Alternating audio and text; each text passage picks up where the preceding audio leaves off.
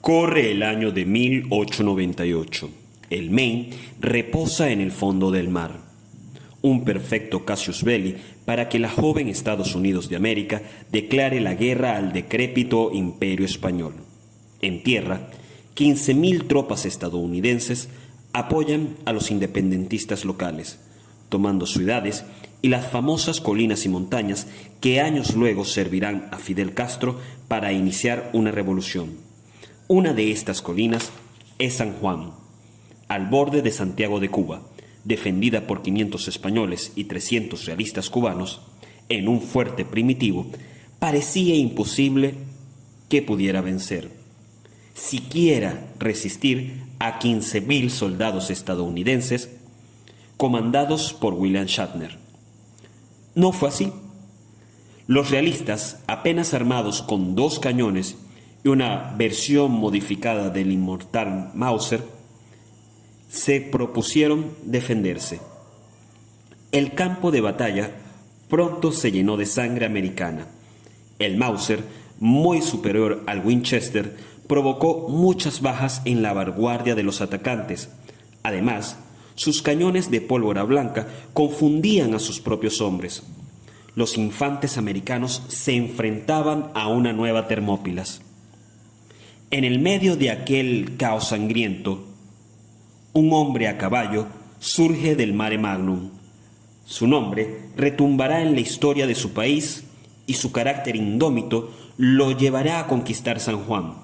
Lo llevará a conquistar más adelante la misma Centroamérica. Su nombre es Theodore Roosevelt, quien, a cargo de los Rough Riders, se avalancha contra la colina, tomándola finalmente, perdiendo 1.200 hombres, el 76% de sus tropas. El 26º presidente de su país nació y murió en Nueva York, una ciudad pujante que marcó su carácter de cowboy y que, por increíble que parezca, fue un niño débil y enfermizo que nunca salía de casa, lo que le llevó a interesarse por la historia, afición que profesionalizaría en Harvard, de la cual egresó como magna cum laude para trabajar en el gobierno hasta el estallido de la guerra en Cuba. Roosevelt se alistó en el ejército para comandar a hombres como él, a jinetes rudos. Tras su triunfo controversial en San Juan, volvió a triunfar por ajustado margen, ahora en la política, convirtiéndose en el gobernador más joven en la historia de Nueva York, cargo que abandonará para ser nombrado vicepresidente y luego, tras la muerte de William McKinley, el presidente más joven de Estados Unidos. Su lucha política también tuvo que ver con colinas infranqueables. Trató de virar su partido al llamado progresismo, a luchar contra los monopolios. Promovió la conservación ambiental que sufría de la explotación de la revolución industrial de los Estados Unidos y para demostrar el poder de su país circunnavegó el globo, promoviendo a fuerza la construcción del Canal de Panamá e imponiendo el fin de la guerra ruso-japonesa, lo que le valió el Premio Nobel de la Paz. Hola, ¿qué tal logofílicos y logofílicas del mundo libre unificado? Yo soy Fex López Álvarez y esto se llama Héroes, Villanos y Locos. Bien, este segundo programa de la segunda temporada vamos a analizar a uno de los personajes más famosos de la política internacional del siglo XX, Theodore Roosevelt. Si bien es conocido gracias a la cultura televisiva de cine de propaganda estadounidense, tan propagado en Latinoamérica gracias al consumo masivo de este producto o de este subproducto en nuestros subcontinentes, valga la redundancia semántica. Ahora bien, existe una figura, o si existe una figura histórica que ejemplifique a perfección la idea de lo que es este podcast, disculpen, incluso más que la de Napoleón o la de Mehmet II o el mismo Rasputín, es sin duda Theodore Roosevelt. Es casi imposible hacer un juicio de valor, cosa de la que siempre tratamos de oír en este podcast, de un hombre o a un hombre que asesinó a otros, que torturó animales por placer, que descubrió ríos para la civilización occidental, que luchó por la clase trabajadora, que paró un pistolazo o una balacera a puñetazos, que luchó por la clase trabajadora de su país, que recibió un disparo en un mitin político y aún así culminó su discurso. Es imposible entonces negar las cualidades de héroe, villano y por supuesto de loco que el presidente más famoso de un país lleno de presidentes de gran fama y renombre como Estados Unidos tuvo y ha tenido. Revisemos, por ejemplo, los 4 principales motivos por los cuales se puede considerar a Theodore Roosevelt como un héroe. En inicio, su país en 2001 lo reconoció muy tardío, diría yo, como héroe de guerra por la victoria que cargó sobre sus hombros en el desastre que significó la batalla de San Juan. Ahí Roosevelt, como ya hemos mencionado, a cargo de una unidad pseudo de élite, pero realmente no era de élite, llamada Rough Riders, lograron, perdiendo más del 70% de sus tropas, rodear a pie, pues no tenían caballos, temas que analizaremos un poco más adelante, la colina de San Juan. Este hecho ha calado tanto en el imaginario colectivo mundial que es fácil olvidar que a su forma muy peculiar en realidad hablamos de un héroe del pensamiento, ratificado por 3 acciones políticas radicales a su momento histórico, las cuales son las políticas de protección ambiental dentro de su país, que fue algo increíble e impensable y que mantuvo a pesar de su afición a la caza. Es imposible negar, siempre ha sido imposible negar el carácter naturista de Theodore Roosevelt, de quien se conoce que de niño coleccionaba cualquier insecto, cualquier hoja que se le cruzaba por el frente. Pero es necesario recordar que un país con un histórico y fanatista sistema bipartidista como Estados Unidos, allí Roosevelt, en aras de su ideología y de su propia imagen de sí mismo, se propuso en 1912 la fundación del Partido Progresista, que se centró en la clase trabajadora de su país y en denunciar a un gobierno que existía, tal vez aún exista este gobierno tras el gobierno. Es decir, Roosevelt se propuso denunciar con su partido, el Partido Progresista, un gobierno que existía más allá del bipartidismo y que probablemente, si creemos en las teorías de conspiración o incluso en la lógica humana, todavía exista. De hecho, es muy interesante y lo recuerdo muy marcado porque era un muchacho de 16 años, ansioso, ávido de conocimiento, como todo muchacho de 16 años, que en 2006 Julian Assange citó textualmente el manifiesto de Roosevelt al iniciar su partido. Este reza de la siguiente manera: detrás del gobierno aparente se siente entronizado un gobierno invisible que no debe lealtad y que no reconoce responsabilidad alguna hacia el pueblo. Destruir este gobierno invisible y torpedear la nefasta alianza entre los negocios corruptos y la política corrupta es la primera tarea de los estadistas de esta época.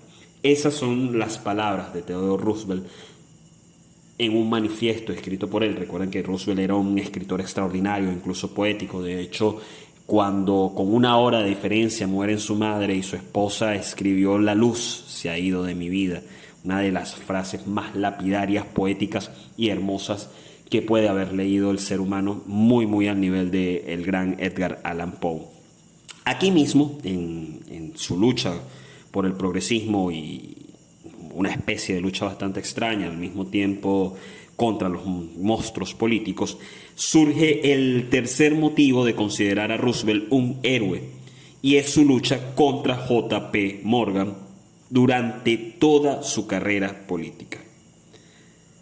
Aquí el teniente de San Juan demostró algo que mantendría también durante toda su carrera política, en especial contra J. P. Morgan, y fue atacar a los monopolios al considerarlos indignos.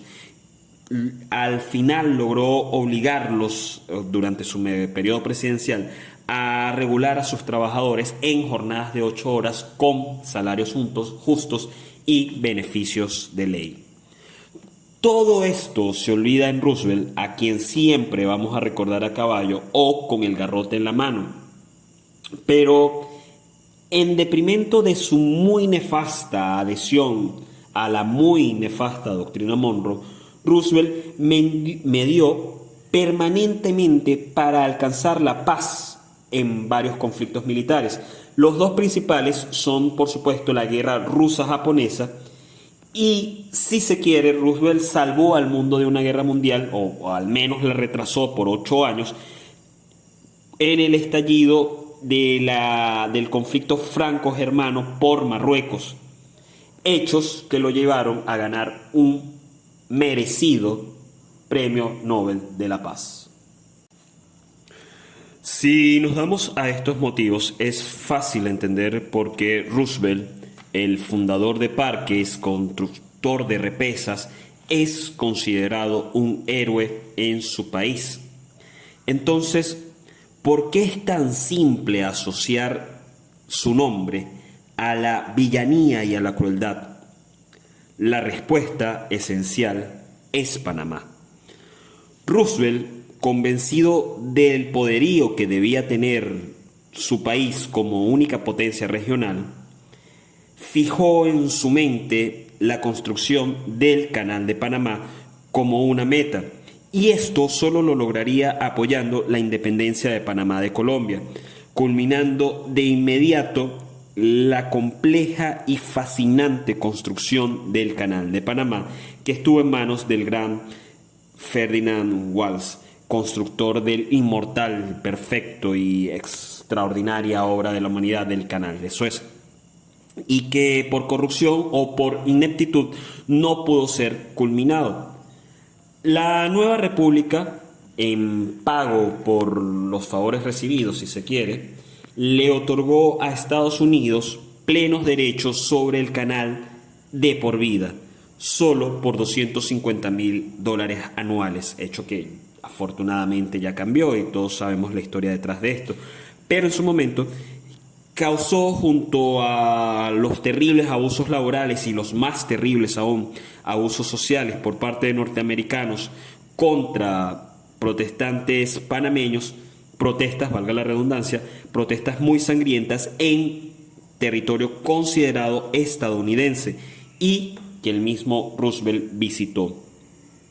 Su política de expansión de influencia se extendió también por República Dominicana y Cuba, donde también se realizaron tratados humillantes para establecer bases que responderían a una supuesta agresión europea o a la manipulación de los intereses de Estados Unidos en la región, que debía mantenerse como única potencia según Roosevelt y según la doctrina Monroe, de la cual Roosevelt era un asiduo. El tercer factor que reconoce a Roosevelt como un villano es justo lo que le otorga su laudo principal, la batalla de San Juan. Aquí Roosevelt, por puro orgullo machista y por puro placer de reventar la cacerola, de luchar contra aquello que se le imponía, de luchar contra el no se puede, y en un nacionalismo exacerbado, sin pertrechos, incluso sin suficientes caballos en una unidad de caballería, se negó a retirarse ante los 800 hombres que defendían una colina sin valor estratégico del todo, lo cual indica una deshumanización muy marcada, además de cierto tiranismo latente que se manifestaría más adelante en la política del garrote. Además, para ampliar el margen de crueldad de esta batalla, Roosevelt no permitió la rendición de los 80 últimos españoles que defendían la colina, asesinando en el último asalto a 76 de ellos. Es también necesario revisar la latente locura en Roosevelt. Cualquier ser humano racional protege su vida de forma instintiva. No es un instinto reptiliano, sino más bien la plena conciencia de la vida. Roosevelt nunca gozó de ese instinto conciencia superior. Sus acciones en la famosa balacera que detuvo a puñetazos en Cuba, o tras el infame incidente en el que un anarquista le valió, y aún así mantuvo el temple y finalizó su discurso, además, claro, de esa afición casi patológica por la exploración, que a la postre le llevaría a una muerte temprana, delatan que esta figura casi mítica o mitológica dentro de la nueva historia de los Estados Unidos y de la misma historia del continente americano, no gozaba de ese sentido. Justo parte del motivo de estas exploraciones, de las exploraciones que citábamos anteriormente, tenían que ver con los tristes y célebres safaris que indudable le llevaron a la tortura por placer y machismo de animales salvajes, así como el regodeo de esto. Otro paréntesis de locura en Roosevelt es incluso una virtud que lo llevó a imponerse al no se puede, también de forma patológica. Recordemos que el asmático joven de Harvard se le prohibió o se le recomendó no realizar ejercicio. Fue una nota médica para que no realizara educación física durante su periodo en la universidad. Pero, o quizás por este motivo, Roosevelt se inclinó primero hacia el canotaje, que requiere condiciones físicas extraordinarias, y luego al boxeo, que requiere las condiciones atléticas y físicas más espeluznantes o más fuertes de la historia de los deportes. El boxeo requiere unas condiciones físicas increíbles. Lo mismo pasó en San Juan y en Panamá y en su carrera política. Roosevelt se lanzó toda su vida contra aquello que se suponía no podía realizar o no podía hacer. Y bien, esto ciertamente delata un gran carácter. También nos habla de un hombre que se dejaba llevar por sus pasiones solo para no ser imposibilitado por las condiciones mismas. Bien, logofílicos y logofílicas del mundo libre unificado, hemos revisado un poco a uno de los personajes más interesantes de la historia moderna. Nuestro objetivo en este podcast es dudar sobre la historia misma y los hombres necesarios para ella, sin realizar, por supuesto, juicios de valor, y tratando de saber si en realidad Rasputín fue un villano o si Churchill fue un héroe.